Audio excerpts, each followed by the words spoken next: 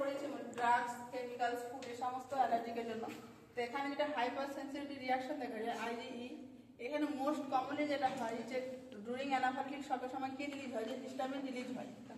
তো পেশেন্টের ক্ষেত্রে অ্যানাফাইলেটিক শকটা হলে কি কি সাইন সিম্পটম দেখা যায়, যেমন হচ্ছে ফার্স্ট যেটা পাবো আমরা ট্যাকিকার্ডিয়া, হার্ট রেট বাড়বে। পেশেন্টের ক্ষেত্রে কি হবে, যে সারা শরীরে রেড র্যাশ দেখা যাবে, হাইপোটেনশন হবে, বিপি কি করে ফল করবে। কারণ ট্যাকিকার্ডিয়াটা কি হচ্ছে, কারণ যে পেশেন্টকে কি করছে, যে হার্টকে বেশি পাম্প করতে হচ্ছে বলে ট্যাকিকার্ডিয়া হচ্ছে। দেন হচ্ছে ওয়ার্ম বডি হবে, গরম হয়ে থাকবে বডি, হাত পা বিশেষ করে ডিসনিয়া হবে, পেশেন্টের ক্ষেত্রে ট্যাকিকার্ডিয়া হবে। ব্রেনে ঠিক মতো ব্লাড সাপ্লাই না হলে কি হবে, পেশেন্টের অল্টার হবে লেভেল অফ কনসিয়াসনেস, পেশেন্টের ক্ষেত্রে ফিভার আসবে, ইউরিন আউটপুটের পরিমাণটা কি হবে, ডিক্রিজ হবে। এখানে আমরা যে ম্যানেজমেন্ট করবো, তো পেশেন্টের ক্ষেত্রে এবিসি মেনটেন করবো, যে এয়ারওয়ে, ব্রিদিং, সার্কুলেশন মেনটেন করবো। পেশেন্টকে কি করবো, আমরা পজিশন দেবো যে আমরা সুবাই উইথ লেগ এলিভেটেড, আমরা কি করবো, পানটাকে হচ্ছে যে একটু উপরে রাখবো, তাহলে কি হবে, যে ব্লাড সার্কুলেশনটা ভালো হবে।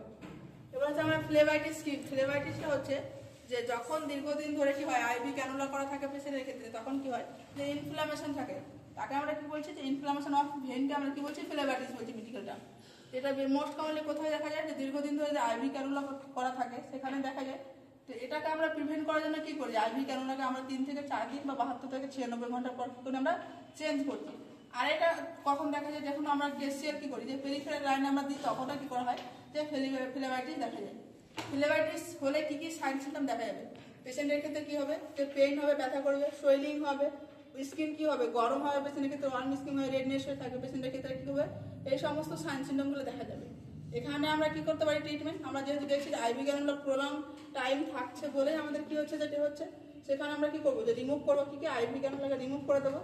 এখানে আমরা কি করবো, যে সাইডটাতে ফ্লেভাইটিস হবে সেই সাইডটাকে আমরা কি করবো, এলিভেটেড করে দেবো, সে হাত হোক বা পা হোক, তাহলে কি হবে, সেখানকার ইডিমাটা কি হবে, ডিক্রিজ হবে। সেখানে আমরা কি করবো, আর কোল্ড অ্যাপ্লিকেশন দেবো, কোল্ড অ্যাপ্লিকেশন দেবো পেনকে ডিক্রিজ করার জন্য, বা ওয়ার্ম অ্যাপ্লিকেশন আমরা দিতে পারি। সেখানে কি হবে, ওয়ার্ম অ্যাপ্লিকেশন দিলে ব্লাড ভেসেলগুলো ডাইলেট হবে, তাহলে কি হয়েছে, বেশি ব্লাড সাপ্লাই হবে, সাপ্লাই যদি ব্লাড ভালো হয় তাহলে কি হবে, কোনটা তাড়াতাড়ি হিলিং হবে। তো এভাবে আমরা কি করবো, ম্যানেজমেন্ট করবো। আজকে এই পর্যন্ত।